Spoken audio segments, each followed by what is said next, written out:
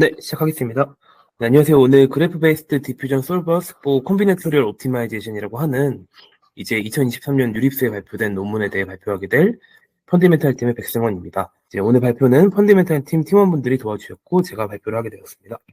발표의 목차는 다음과 같습니다. 먼저 도입부에서 이제 조합 최적화 문제에 대한 어떤 간단한 설명을 먼저 드리고, 그 다음 이제 이 조합 최적화 문제라고 하는 것을 이제 머신러닝 어떤 접근법적으로 어떻게 연구자들이 연구했었는지에 대해서 간단히 설명드리겠습니다.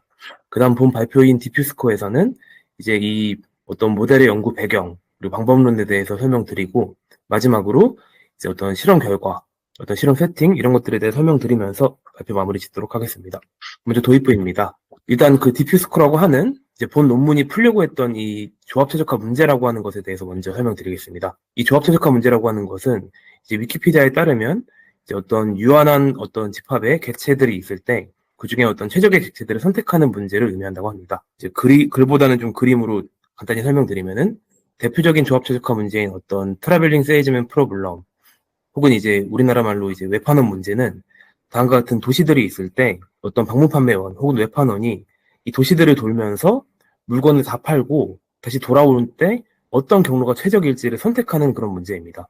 이렇듯 이런 어떤 유한한 집합, 즉 도시들의 개수, 뭐 도시들의 집합 중에 최적의 어떤 집합 객체들, 그 도시들을 선택하는 그런 문제들이 어떤 조합 최적화 문제다라고 봐주시면 될 것 같습니다. 그런데 이제 이런 조합 최적화 문제들은 이제 아까 도시의 개수가 몇 개 없었지만 도시의 개수가 엄청 많은 그런 어떤 어려운 조합 최적화 문제들의 경우 그 전체 탐색하는 것이 불가능하거나 너무 어렵습니다.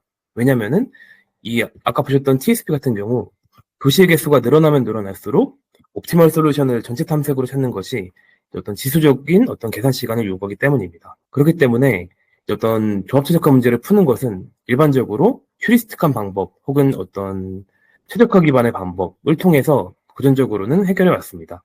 근데 이 두 가지 방법들의 문제는 첫 번째 휴리스틱 같은 경우는 문제의 조건이 살짝이라도 바뀌면은 이제 휴리스틱한 어떤 파라미터를 조정한다던가 그런 것들이 좀 필요하고, 최적화 기법 같은 경우는 그 해를 찾아주는 것이기 때문에 문제가 바뀌면 그 해는 쓸모 없어지고 다시 한번 계산해야 된다. 그런데 그게 너무나 이제 타임 컨슈밍하다라는 어떤 단점들이 있었습니다. 그리하여 이제 몇몇 연구자들이 이런 조합 최적화 문제를 어떤 머신러닝 접근법을 통해서 해결할 수 있지 않을까라는 이제 어떤 관련된 연구들을 좀 수행했고, 그 중에 어떤 지도학습 기반의 연구로는 이제 포인트 네트워크라고 하는 이 어떤 RNN 기반의 어떤 신경망이 그나마 이 조합 최적화 문제를 방금 보셨던 TSP 기준으로 20개, 50개, 100개 도시에 대해서 이제 최적의 경로를 찾는 것을 지도학습 방식으로 성공하긴 했습니다. 하지만 이런 방식의 문제점은 이제 옵티멀 라벨을 얻는 것 자체가 동일한 이유로 어렵다라는 것이 좀 있을 것 같습니다.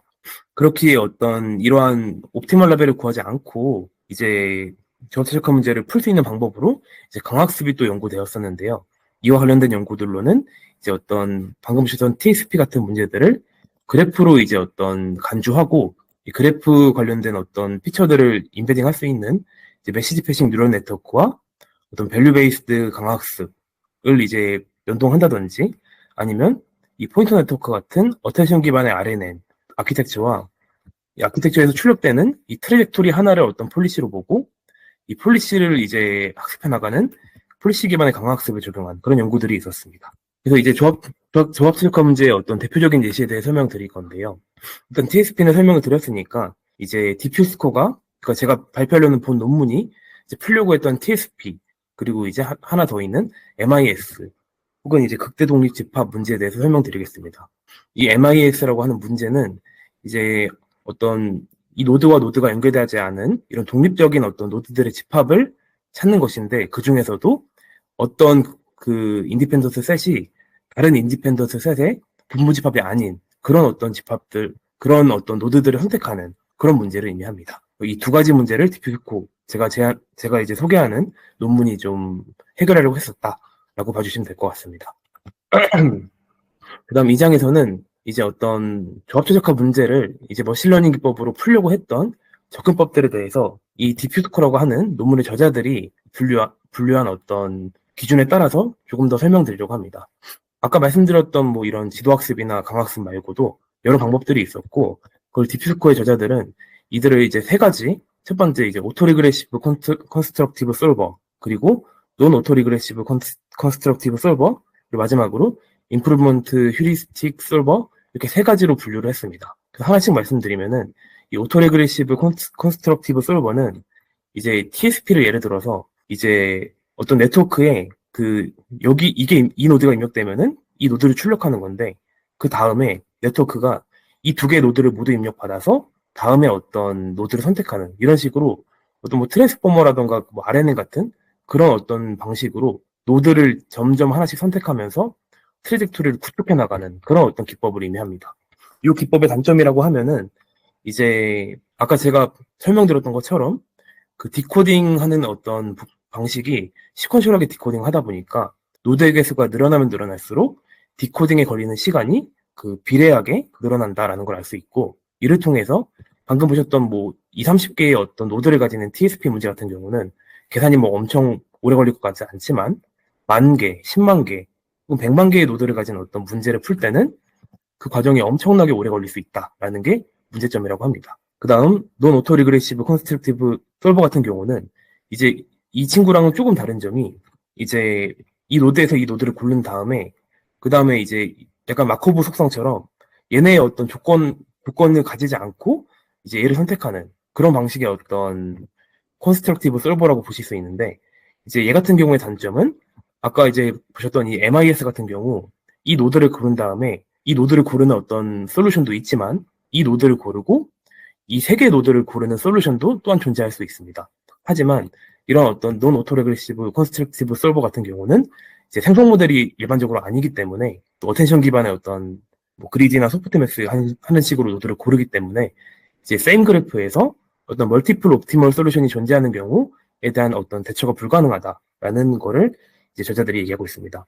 마지막으로 이제 임프루먼트 휴리스틱 솔버 같은 경우는 이제 강학습을 이용해서 주로 푸는 이제 방법인데요. 이거는 어떤 개념이냐면 첫 번째로 미완성 트래젝토리를 먼저 주어주고 그 다음에 이 노드랑 이 노드의 순서를 바꾸는 식으로, 즉 여기서 이제 원래 이쪽으로 가는 경로가 원래 이 트래젝토리지만 이 노드와 이 노드를 수업하게 되면은 여기서 여기로 가고 그 다음에 뭔가 이제 이렇게 뭐 움직이게끔 하는 그런 식으로 이제 휴리스틱한 액션을 이용해가지고 강학습이 그 액션들을 이용해서 최적이지 않던 트래젝토리를 최적의 트래젝토리로 바꾸는 그런 식의 어떤 휴리스틱의 어떤 성능을 개선시키는 그런 방법론이라고 보시면 될 것 같고, 저자들은 이러한 기법들은 이제 일반적으로 지도학습이 조금 더 좀 스테이블하고 강학습이 스테이블하지 않기 때문에 뭐 그런 부분을 이제 좀 단점으로 얘기하고 있었습니다. 그러면 이제 디퓨스코어에 대해서 본격적으로 말씀을 드리겠습니다. 일단 본격적인 방법론에 대한 어떤 설명 이전에 이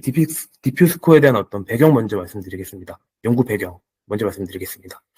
연구 배경 첫 번째로 최근 들어서 이제 디퓨전이 너무나 성공적이다라는 얘기를 합니다. 그래가지고 이 디퓨전이 특정 분야들에서 성공적이고 그렇기 때문에 어떤 조합 최적화를 푸는데 어느 정도 이제 좀 유망하다라는 얘기를 하는데, 이때 예시를 든 어떤 도메인이 조금 그럴싸하기 때문에 소개해드리고 넘어가겠습니다. 저자들이 이제 어떤 이 문장에 대한 근거로 이제 제시한 어떤 이전 연구들은 첫 번째로 디스크리트 디퓨전을 이용하면은 최근에 어떤 뭐 디스크리트 이미지 비트라던가 아니면 텍스트 이런 것들까지 생성할 수 있고, 뿐만 아니라 조합 최적화 문제에 가깝다고도 볼 수 있는 어떤 단백질 구조를 생성한다던가 분자 구조를 생성한다던가 하는 이런 문제들을 이제 디스크리트 디퓨전이 해결해 왔다라는 것을 언급합니다. 두 번째로는 직접적으로 이제 이 조합 최적화 문제를 디퓨전을 통해서 풀려고 했던 연구들이 있다라는 얘기를 하고, 관련된 연구로서 이제 이분이 제안한 이제 아까 봤던 TSP 같은 경우를 이미지로 간주하고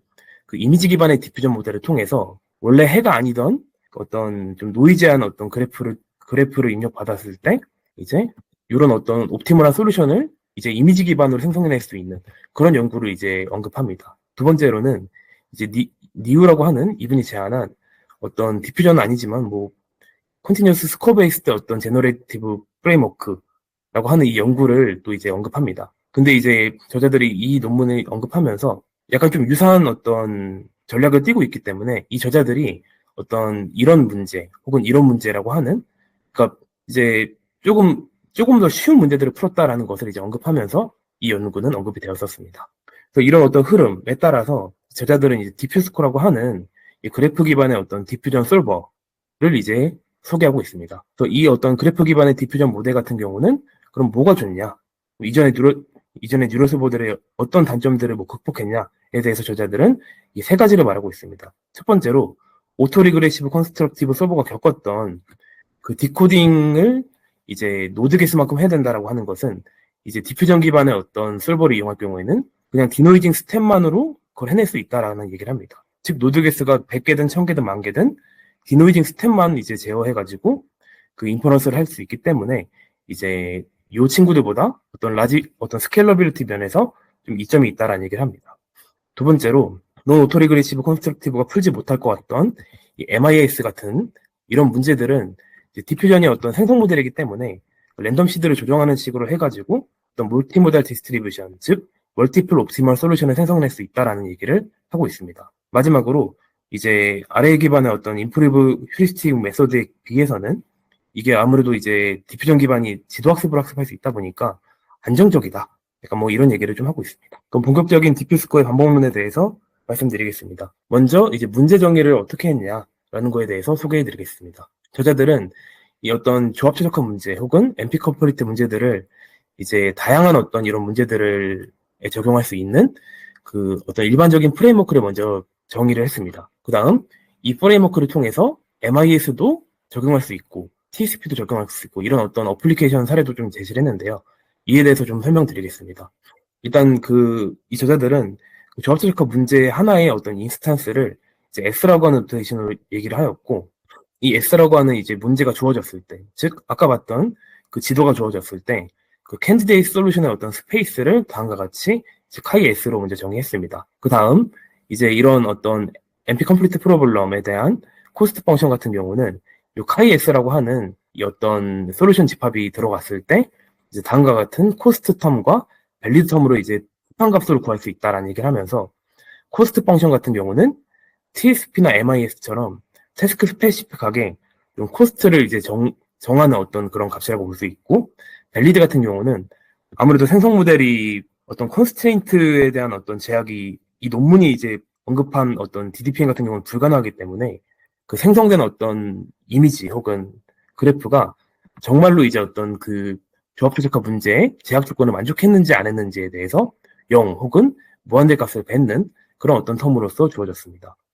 이제 이제 노테이션은 이렇고 이때 이제 그 저자들이 어떤 오브젝티브로서 이제 선정한 그 이제 식은 이제 XS 스타라고 하는 것을 이제 아그민 이렇게 그러니까 코스트를 가장 작게 하는 어떤 X로 이제 주어졌는데 이 S 스타라는 것은 S라는 문제에 대해서 이 X라는 어떤 그 솔루션이 최적이다, 옵티멀이다 라는 어떤 그런 거를 의미하는데요. 이제 요거는 뒤에서 조금 더 자세히 설명드리겠습니다. 그 다음 이런 어떤 디피니션을 통해서 저자들이 그 TSP라고 하는 조합 최적화 문제를 어떻게 이제 설명할 수 있는지에 대한 예시를 또 들고 왔습니다. TSP에 대해서 위에 어떤 이런 정의를 통해서 이제 설명을 해보면은 TSP는 이제 노드들이 이렇게 주어졌을 때, 즉 프로블럼 인스턴스 S가 주어졌을 때, 요 엣지들이 연결되는지 안 되어 있는지에 대한 어떤 인디케이터 베리어블이 X라고 하는 것이 이제 그것이 이제 X가 되고, 그 다음 코스트라고 하는 것은 X가 1일 때 발생하는 이동 비용으로 이제 어떤 정의할 수 있다. 그렇게 되면 코스트를 정의할 수 있고, 밸리드에 대한 어떤 값은 그 TSP는 이제 문제의 어떤 조건이 웹판원이 한 바퀴 돌아서 돌아오는 거였잖아요. 그래서 어떤 마지막에 어떤 노드와 첫 번째 노드가 같으면 0, 아니면 1 이런 식으로 해서 위의 정의를 통해서 TSP를 이제 정의할 수 있다는 것을 보여주었고 MIS도 유사한 방식으로 설명을 했습니다. 그 다음 저자들은 이런 어떤 조합 최적화 문제를 어떤 확률적 추론 문제로 또 이제 간주해가지고 이제 디퓨전을 통해서 이 문제를 해결해 나가는데요. 그 부분에 대해서 잠깐 여기서 설명하고 이제 본격적인 디퓨스코어에 대해서 말씀드리겠습니다. 저자들은 아까 보여드렸던 옵티멀 솔루션 XS 스타라는 것을 노테이션 살짝 바뀌긴 했는데 무시해 주시고요. 요거와 이제 인스턴스 X가 주어졌을 때 먼저 이용 가능하다라는 가정을 첫 번째로 했습니다. 그 다음 S에 대해서 이제 S 스타라고 하는 어떤 라벨이 존재하므로 이를 지도학습 문제로 이제 학습할 수 있다라는 것을 가정했고 그때 이제 저자들이 이제 이 조합 최적화 문제를 다음과 같이 그 S가 주어졌을 때 XS 스타를 이제 추론할 수 있는 그 p 세타가 이제 1에 가까워지면은 된다라는 어떤 오브젝티브 펑션을 만들었고, 이거를 뒤에 이제 디퓨전과 좀 연결시키기 위해서 이 x라는 노테이션을 먼저 지우고, 너무 힘드니까 이거를 쓰면 너무 힘들잖아요. 그래서 지우고 이 x 스타라고 하는 것을 이제 0번째 x 값, 즉 이제 이미지로 치면은 노이즈가 아니라 그냥 이미지 값, 그래서 x0라고 이제 노테이션을 바꾼다라는 것을 이제 언급하고 이제 설명을 진행하고 있습니다. 그다음에 이제 디퓨스코에서 그러면 디퓨전 모델 혹은 그래프 모델을 어떻게 설명했는지 이제 이 단락부터 설명을 해드리겠습니다. 일단은 그 디퓨전 모델 같은 경우는 이제 이 p 세타 x 세타라고 하는 x0라고 하는 이 친구의 이제 라이클리후드를 최대화하는 방식으로 이제 먼저 학습이 될 건데요. 이 p 세타 x0 같은 경우는 이제 어떤 그 학습된 리버스 프로세스의 어떤 조인트, 죄송합니다. 다음과 같은 식으로 이제 주어질 수 있고, 이게 리버스 프로세스여가지고 이렇게 주어질 수 있고, 이때 이 식에 있는 이 p 세타 x0부터 t까지 요거는 이제 뭐 런드 리버스 프로세스의 뭐 조인트 디스트리뷰션이다 이러면서 그냥 디퓨전에 관련된 어떤 기본적인 내용을 얘기하고 있습니다. 그다음 포드 프로세스 같은 경우도 기존의 디퓨전과 똑같이 이제 이렇게 정의를 하겠다라고 얘기를 하고, 그때 이제 아까 보셨던 우리가 이제 결국엔 최적화해야 되는 이 어떤 오브젝티브 펑션은 이제 디퓨전 기본 모델에서 이제 제시한 어떤 그 로우 바운드에 따라서 다음같이 정의가 된다고 하고 있고, 여기서 이제 디퓨전 프로세스 관련된 텀, 그리고 이제 어떤 리컨스트럭션 관련된 텀, 이 두 가지만 사용하고 있는 것을 볼 수 있습니다. 왜냐면 이제 그 레귤러라이제이션 텀을 이용할 수가 없는 게 얘네가 데이터를 좀 생성을 좀 인위적으로 해서 그렇지 않나라는 생각이 드는데, 이 부분은 좀 실험 파트에서 설명을 추가로 드리겠습니다. 두 번째로 이제 어떤 모델 명세 사항에 대해서 설명드릴 건데, 저자들은 이렇게 어떤 모델링을 맨 처음에 한 다음에 뭐 오브젝트 펑션이나 이런 디퓨전 관련된 내용을 모델링하고, 이를 그 디스크리트 디퓨전으로도 풀어보고 컨티뉴어스 디퓨전으로도 풀어보았다라고 얘기를 하기 때문에 이제 이런 자료를 좀 준비했는데요. 이 부분은 그 디스크리트 DDPM과 동일한 어떤 형태를 띠고 있고, 이 부분 역시 DDPM과 동일한 형태를 띠고 있고, 더 핵심적인 내용을 말씀드리면은 이제 디스크리트 디퓨전 모델에서는 어떤 디노이징 뉴럴 네트워크가 바로 이제 클린 데이터 요거를 이제 예측한다라는 것과, 이제 컨티뉴어스 디퓨전 모델은 이제 그 디노이징 뉴럴 네트워크가 이 어떤 그 노이즈를 예측한다라는 어떤 핵심적인 내용만 좀 설명드리고 이 장은 넘어가도록 하겠습니다. 마지막으로 그 컨티뉴어스 디퓨전에서는 그렇게 나온 결과가 이제 0에서 1 사이, 0이나 1이 아니라 0이나 1을 이제 마이너스 1에서 1까지로 이제 어떤 매핑을 시킨 어떤 X 해시라고 하는 거를 추론하게 되는데, 요거를 마지막에 이제 뭐 스레시홀딩이나 퀀타이제이션 해줘가지고 결국에는 이제 어떤 디스크리트한 값으로 바꿔준다라는 내용도 언급이 되어 있긴 했습니다. 이 장에서는 이제 그래프 기반의 디노이징 네트워크에 대해서 설명드리겠습니다. 저자들은 이제 TSP와 MIS를 예시로 설명드리면서, TSP 같은 경우는 아까 엣지의 어떤 상태를 이제 출력해내야 됐고, MIS 같은 문제는 이제 어떤 노드의 스테이트를 출력해야 되는 어떤 차이가 있었기 때문에 이 어떤 노드와 엣지의 인베딩을 모두 이제 계산할 수 있는 이제 어떤 어나이소트로픽 그래프 뉴럴 네트워크를 이제 어떤 백본 네트워크로서 이용했다고 합니다. 그래서 이 AGNN의 어떤 식을 설명하기 위한 노테이션을 먼저 설명드리면은, 이제 HLI는 노드 I에서 이제 레이어 L번째의 어떤 노드 피처 출력값이라고 봐주시면 될 것 같고, 이 LIJ 같은 경우는 노드 I와 노드 J 사이에 있는 HIJ의 어떤 L번째 레이어의 어떤 엣지 출력값, 엣지 피처의 출력값이라고 봐주시면 될 것 같습니다. T 같은 경우는 어떤 디퓨전에서 사용되는 그 디노이징 타임 스텝 T에서의 어떤 그 피처라고 봐주시면 될 것 같고, 이제 여기 있는 이 친구들은 다 러너블 파라미터, 그리고 이제 어그리게이션 펑션 같은 경우는 이제 썸플링을, 그리고 이 노테이션은 그냥 노드 I의 그 이웃들을 이제 의미한다고 합니다. 그래서 이 어떤 어나이소트로픽, 그러니까 이 AGNN에서의 그런 메시징 패싱 스키마는 어떻게 되냐면은, 먼저 이제 엣지 햇을 계산하는데, 이때 IJ 사이에 있는 어떤 엣지 햇의 피처를 계산함에 있어서 엣지, 그리고 노드 I, 노드 J의 모든 피처를 이제 사용하는 것을 먼저 볼 수 있습니다. 그 다음, 요걸 이제 뭐 배치 노멀라이제이션이나 뭐 MLP 등을 통해서, 그 다음 이제 어떤 노이즈가 들어간 다음에 이 엣지 피처가, 이 H 피처가 나오게 되고, 이 엣지 피처는 어디에 사용되냐면은, 그 노드 피처를 업데이트 할 때, 이 노드에 연결된 모든 이제 그 이웃들과 연결된 엣지 이 계산한 엣지 값을 가지고 이제 이게 업데이트 된다고 합니다. 제 말을 좀 이제 버벅였는데, 제가 어떤 말을 하고 있는지는 이해하실 거라 생각하고 넘어가겠습니다. 그러니까 노드 엣지 피처를 다 사용할 수 있다. 라고만 이제 이해해 주시면 될 것 같습니다.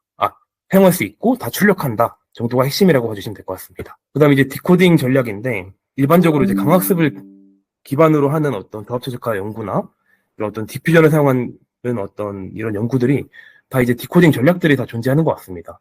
그래서 이 디퓨전 기반의 솔버도 이제 디코딩 전략이 필요한데, 이 디코딩 전략이 왜 필요한지에 대한 어떤 설명을 교수들이 이렇게 설명하고 있습니다. 먼저 이 디퓨전 모델이라고 하는 것은 이제 어쨌든 샘플링을 통해서 얻어내는 값이기 때문에, 이런 어떤 샘플링을 통해서 얻어낸 어떤 솔루션들이 정말로 이제 밸리드할 수도 있고 아닐 수도 있잖아요. 그렇기 때문에 많은 것들을 샘플링 해내고 그 중에 어떤 그리디하게 가장 이제 코스트 펑션을 작게 하는 그런 어떤 그 솔루션을 고르는 식으로 이제 문제를 디코딩 전략이 필요하다라는 얘기를 좀 언급을 하고 있고요. 그래서 저자들이 이걸 어떻게 수행했냐라고 하면은, 먼저 그냥 디스크리트 디퓨전 모델이 자주 사용하는 일단 히트맵을 먼저 생성해냈다고 합니다. 그래서 히트맵들을 엄청나게 생성해내고, 엄청나게까지는 아니고요. 어쨌든 여러 개 생성해내고 그 중에 이제 적당한 거를 이제 그리드하게 골랐다라는 얘기를 여기서 하고 있는데, 그 정도 내용이 담겨있는 슬라이드라고 봐주시면 될 것 같습니다. 이전부터는 실험 결과에 대해서 설명드리겠습니다. 먼저 이제 실험 세팅에 대해서 설명드리고 이제 실험 결과에 대해 말씀드리겠습니다. 저자들이 사용한 데이터셋은 일단은 그 TSP 기준으로만 먼저 설명드리면 TSP 50과 100, 그리고 TSP 500, 1000, 만, 즉 만 개의 도시가 존재할 때의 TSP까지도 이제 저자들이 학습 데이터셋으로 이용했는데요. 이때 TSP 50과 100은 어떤 정확한 솔버를 통해서 이제 옵티멀한 어떤 라벨링을 해줬고, 500, 1000, 만 같은 경우는 너무 오래 걸리거나 안 되니까 이제 휴리틱한 솔버를 통해서 옵티멀 라벨을 이제 라벨링 해줬다고 합니다. 그렇다고 하고, 이제 맨 처음에 이제 노이즈, 그러니까 이미지로 치면 노이즈 데이터는 저자들이 스팔스 그래프로 이제 인지적으로 만들어냈다고 하고요. 이때 이 스팔스 그래프의 특징은 이제 TSP 50이나 100은 그냥 무조건 랜덤하게 50개의 어떤, 이게 좀 말로 설명하기 좀 그래서, 그러니까 TSP 50을 예로 들었을 때 이게 이제 노이즈 그래프고 이게 옵티멀 솔루션으로 봐주시면 되는데, 이게 50개던 100개던 각 노드당 이제 50개만 연결돼 있게, 즉 TSP 50은 풀리 커넥티드 그래프고, TSP 100에서는 100개의 노드가 각각 50개의 노드랑 연결된 그런 그래프를 생성해냈다고 합니다. 또한 TSP 1000과 만에서는 그것도 너무 오래 걸리니까 그냥 100개 정도 서로 연결돼 있게끔 하는 그래프를 만들어냈고, 그걸 이제 어떤 노이즈 데이터로서 이용했다 라는 얘기를 먼저 첫 번째로 하고 있습니다. 옵티멀 솔루션과 노이즈 그래프 이렇게 정의했다라고 하고 있고, 일단 모델 세팅 같은 경우는 디퓨전과 관련해서는 학습할 때는 이제 디노이징 스텝이 1000이 되게끔 이제 사용하였고, 이제 리니어 노이즈를 사용할 경우 그 원래 디퓨전 논문에서 제시한 어떤 값을 그대로 사용했다라고 얘기를 하고 있습니다. 또한 디코딩 스트래티지는 이제 그리드 디코딩과 투 옵트 스킴을 사용했다고 하는데, 이거 이제 MIS 쪽에서 사용했는데 제가 오늘 MIS 내용까지는 얘기를 안 할 것 같아서 그리드 디코딩을 이용했다라고 봐주시면 될 것 같고, 이밸류에이션 매트릭은 TSP 같은 경우는 평균 여행 길이, 평균 여행 거리 혹은 이제 어떤 옵티멀과 대비하였을 때 어떤 상대적인 퍼포먼스 갭, 그리고 토탈 런타임, 이 세 가지 정도를 봤다고 합니다. 또 이제 TSP 50과 100에서 먼저 저자들이 어떤 여러 가지 실험을 했다고 하는데요. 첫 번째로 디스크리트 디퓨전이 좋은지 컨티뉴어스 디퓨전이 좋은지는 TSP 50과 100에서만 실험을 했다고 합니다. 그래서 이것에 대한 어떤 실험 결과는 왼쪽에 그래프에 나와 있는데요. 또 TSP 50 기준으로 이제 어떤 컨티뉴어스한 디퓨전을 쓰는 것보다 디스크리트한 디퓨전을 썼을 때, 그리고 어떤 코사인 어떤 그 전략을 썼을 때, 스케줄링 전략을 썼을 때 조금 더 성능이 좋았다라는 것을 이제 실험적으로 보여주고 있습니다. 특히 디퓨전 스텝이 이제 5를 넘어갈 때 이제 그렇다라는 얘기를 하고 있습니다. 그 다음, 그러면은 디퓨전 이터레이션을 이제 추론할 때 많이 하는 게 좋냐, 아니면 그 디퓨전의 결과물인 샘플링을 많이 해서 그리한 걸 고르는 게 좋냐라는 것도 저자들이 이제 이걸 실험했는데요.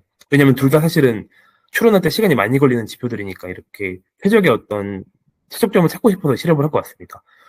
그 결과 TSP 50 같은 경우에는 이제 50 디퓨전 스텝과 1개의 샘플 혹은 10개의 디퓨전 스텝과 16개의 샘플을 했을 때 가장 좋은 성능을 보였다라는 것을 저자들이 실험을 통해서 보여주고 있습니다. 그래서 10, 16일 때, 혹은 이제 50이랑 1일 때, 이런 것들이 좋았다라는 얘기를 하고 있습니다. TSP 50과 100에서의 어떤 디퓨스코의 성능을 보면은, 이제 기존의 어떤 강학습 기반의, 혹은 이제, 강학습 기반의 혹은 이제 어떤 휴리스틱 기반의 그런 어떤 대조군들과 비교해 봤을 때, 이 디퓨스코의 성능이 이그젝티브 솔버인 콘코드의 값과 거의 어떤 큰 차이가 안 나는 그 결과를 얻었다라는 거를 저자들이 실험으로 보여주고 있습니다.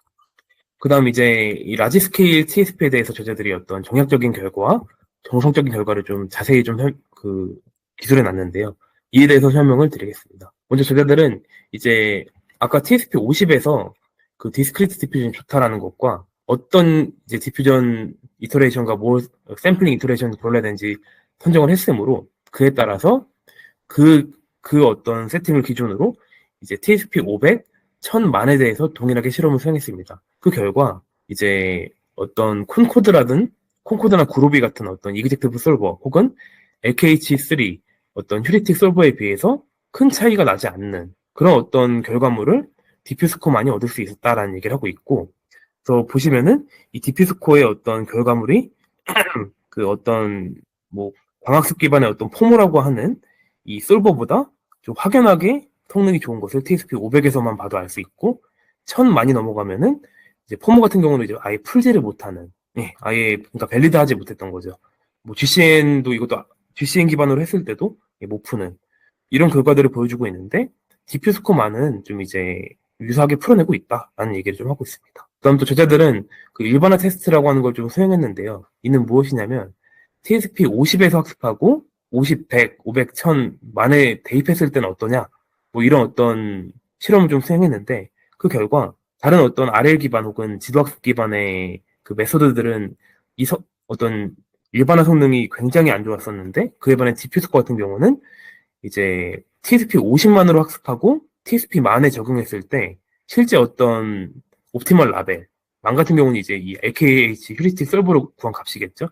요거에 비해 어떤 퍼포먼스 갭이 3% 이내로 떨어지는 이런 굉장한 결과를 얻었다라는 것을 강조하고 있었습니다. 그다음 이제 정성적인 어떤 결과를 좀 보여줬는데요. 여기서 어떤 실험을 했냐면, 사실은 아까 실험한 어떤 수행이긴 한데요. 그 TSP 50에 대해서 이제 디퓨전 스텝을 이제 50, 20, 15로 가져갔을 때 그냥 그 옵티멀 솔루션이 어떻게 형성되는지를 이제 저자들이 또 논문에다가 뒤에 실어놔서 그걸 잠시 공유해 드리려고 합니다. 그래서 이제 밑으로 내려갈수록 이제 TSP 50에 대해서 그 50번에 이제 추론할 때 어떤 디노이징 스텝을 넣은 것과 20번, 10번, 5번의 어떤 스텝을 가진 어떤 결과물들인데, 5번만 이제 디노이징 스텝을 거친 이 해 같은 경우는 옵티멀 솔루션이라기에는 보시면은 그래프가 먼저 일단 끊어져 있고요.